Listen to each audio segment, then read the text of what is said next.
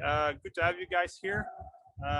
Today, we just want to show you a little bit of what we're doing and some of the products we are about to finish. And now we're standing here in the yard in Eidangerfjorden. We're currently building 5 ferries here, 2 of which are almost completed. One of them we're going to have a look on board. In the background, this is also a ferry that we are on the verge of completing for GVB Amsterdam. Additionally, we are building 2 more ferries for GVB Amsterdam here, and we are building 2 Norwegian ferries, and we recently started working on a small German ferry. So yeah, I think all in all, we cannot complain about the order load. Nice thing about this is that all the ferries we're building are fully electric, so we don't really build let's say conventionally driven ferries anymore. The ferry market is a very easy market to electrify, and yeah, we're having a lot of advantages from this since we do have a very decent reference. We have a lot of references available, so it has led to us receiving a lot of new build orders, and yeah, I think all in all we're leading the market right now for when it comes to electrifying vessels, I would say. This one will not be the subject of the conversation today, although very briefly, it's a ferry that will sail on the Amsterdam Rhine Canal. Excuse me, Noordzee Canal. What am I saying? Noordzee Canal, and this is also an electric ferry. She will charge on an annual basis approximately 26,000 times. So every day, 72 times she will be charging, which is quite unheard of. But either way, she just completed her trials in the yard. She will move out soon, and then we will do trials on location. Let's go on board. First, I want to take you past the workshop real quick. Have a look, to show you what we're building, and give you an idea of what happens here. It's been very busy here the last year or so. Luckily, we've not had a lot of COVID impact, except that, of course, you need to change your way of working a little bit. But all in all, work-wise, we're doing very well. We're building 2 ferries in this workshop. So the one on the left is actually a ferry for Norway, which will sail in the south. And on the right is one additional GVB ferry for the Noordzee Canal. Okay, let's go on board. We're going on board Sandøy, where the municipality of Brevik was looking to purchase a new ferry. Brevik itself is not a very big municipality, so for them it was quite an investment and of course quite an adventure to buy a new ferry. We were one of the 5 quoting shipyards, and the focus was really on, can you supply a design that is very energy efficient, that is of course very well thought out. The design needs to be very comprehensive. So I think in our case, as we already have quite some experience building electric ferries, we came out initially not as the most economically attractive, I would say, and also not the most efficient, although combined those 2 we did win the tender. So I think that's always the situation you're going for. Yeah. Also, in this case, when you run tenders, I think it's important to mention that we are trying to be realistic. It's very easy to be extremely optimistic, assume the very, very best, and that is not always the best approach, because it will lead to some disappointed people in the long run, mostly the client. Either way, this is a 42-meter ferry. She's built to transport 16 passenger cars or 1 truck. Don't mind the mess, because we still have to do cleanup, and we're just starting all commissioning and testing. You see the red lines on deck, that's for the truck. And then we have 16 car spaces, and we can transport about 100 people, 98. The ferry will operate in the municipality of Brevik. The trip she does is relatively short, but the operational profile is such that it's actually possible to sail on batteries all day. This was initially not the plan, but we actually spoke with the client and we convinced them that this would be a feasible case. Initially, we were looking at two times 250 kilowatt hour battery packs, but now we upped it to 2 times 650, which is also something I'll show you in a little bit. Here on deck, I think one of the funniest examples of our learning curve is we had to work with Norwegian flag for the first time. Norwegian flag is a very interesting institution, and in retrospect, they're very good to deal with. But sometimes class societies are also not completely up to speed with the flag regulations. And we had a very interesting story because the ferry we built is actually below 500 GT. The problem is that for class, somehow they said this covered area where the bridge is over is actually to be included in your cross tonnage calculation, which is insane if you ask me, because this can never flood. But so then if you look over there, for example, you see some small gratings, which we actually made in there to work with the rules and say, okay, now it cannot flood. Yeah, so sometimes you do those insane things, but that's okay. Either way, let's go downstairs.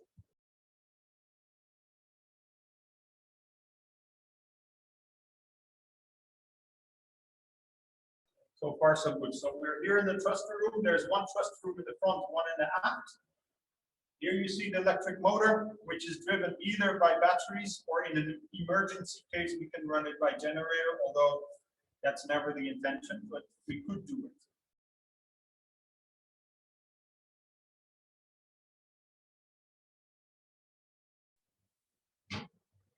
Yeah, here you see one of the two battery rooms, which is we have 2 times 650 kilowatt hours of batteries. So this one is supplied by Corvus. When it comes to fire mitigation, this one, for example, Corvus allows only a NOVEC system in the battery room with inert gas as a firefighting measure. Some other battery manufacturers would like there to be a flood line as well with fresh water. Some battery suppliers say, please don't do this because the damage will be worse than when you just let it go. So there's a lot of different interpretations for this, but I can say that class is incredibly strict when it comes to batteries. So there's not too much to worry about. Of course, you never know, but I think all measures have been taken. Yeah. Here you have a little bit of the view of all the electricity. This is half of the electrical switchboard setup here as well. So this is one half of the main bus. So for example, if we get a fire in this area, then we could still switch over to the other area and we would still have sufficient capacity available to sail or to maneuver in general. So is that mirrored to where we are right now? Is it basically the same layout on the other side? Yeah. Ah, okay. The other side is it's basically It's just in parallel. What we have here is this is the emergency generator room. So we have a small generator here with which we can run in case of emergency. The goal, of course, is never to use this, although Norwegian flag is also a little bit more inclined to prefer a situation with an emergency generator. We built one ferry for Germany last year that has no internal combustion engines on board, only batteries. Here you see a very big HVAC unit, so heating, ventilation, air conditioning. What you see is with battery-driven ferries, you need to really think about your hotel load. So the amount of energy that goes not to the propulsion or the vessel, but to all the systems, and especially your climate control system is an energy consumer, a big one.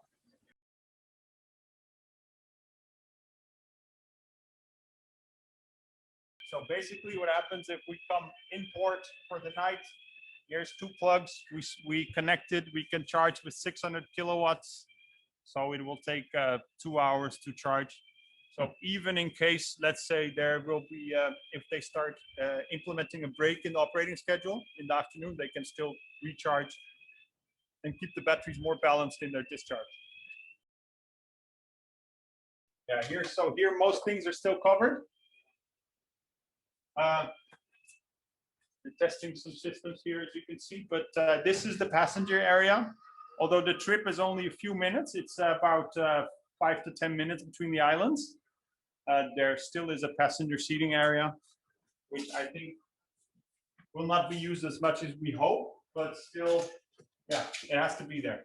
Also, one of the interesting things here is that the ferries in Norway are integrated in the road system. So they also need to apply to the same rules and regulations. So you can see this in a lot of different aspects. Here, for example, you see it in the escape rooms. All width need to be 1.2 meters. There should be handicap access. Should be completely everything should be available for handicapped people. So also specific toilet layout, etc. Here, yeah, this is emergency evacuation system. So basically, this is like in the airplane. So it's a big inflatable ramp with a boat with a raft at the end. So we did the test earlier this week. So now I think they're still repacking everything. Mm-hmm. So this is the passenger area. We're now going to the crew area. Yeah, so here's the crew area. So there's no nighttime accommodation on the ferry. So it's just a pantry, small office. There's some shower facilities. So it's I think for a day ferry, this is pretty luxurious for the people on board. We have a small office here. And you see also, so this deck is completely for the crew. And then upstairs, one more, we have the bridge. So here you see this is it's a double-ended design. So we have a conning position in either direction. The guys are still working on it.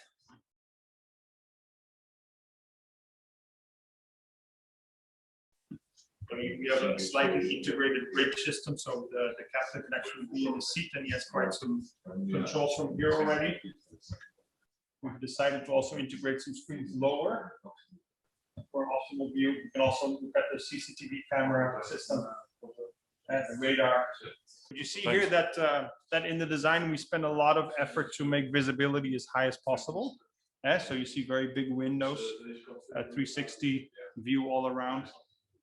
It's a little bit something we got from the workboats we built in the past. We just know that as a captain, you just want to have full view around, and I think by this we're making sure this is the case.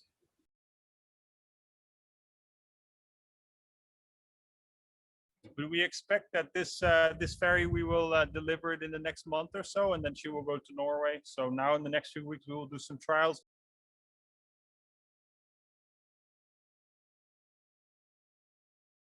What is the maximum range? The maximum range on batteries, you mean? Yes. Yeah, that's a very hard question to answer because it depends on what cruising speed you take. Also, at this point, I cannot give you an honest answer because we're still measuring this. There's a few things that are interesting to think about. Is that one is, of course, the vessel will use energy while sailing. The second energy consumer is your hotel load, so basically your lights and all the non-essential systems. And thirdly, of course, is how do you deal with situations where you're not actually sailing? You see a lot of ferries, when they're moored quayside, they actually still keep the propellers running to make sure the ferry doesn't move. In another ferry last year, we developed a very nice mechanical hook system to keep the ferry in place so that we wouldn't take energy while we're not sailing. For this ferry, actually, we have a new system. We work together with Mampai, and we have a magnetic arm by which we actually moor. It came here not too long ago, so we'll quickly have a look. What kind of batteries are used, Mark? This is NMC, so nickel, manganese, cobalt, which is just a lithium-ion battery system. It's what is most often used in vessels. But we've used several suppliers. For this one, we use Corvus, but we also work with AST Flowtech, and we have a little bit of experience with other manufacturers as well. But at this moment, we do most with Corvus. This is the this is the mooring system, which I think is a pretty cool system. We have, it's been set for a breakaway load of, if I'm correct, 10 tons. But you see, it's a completely mechanical system. It adjusts a little bit for the tides and for wave motion. And it has some flexibility in allowing the vessel to move before it completely breaks away. But I think it's a very nice system. So this will be installed on the shore. So it's an electromagnet, right? Yeah. So it will not take any energy from the, vessel.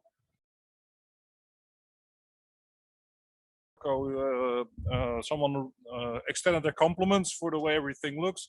And he's also wondering if there's any other vessels like this on order already. Yeah, a lot.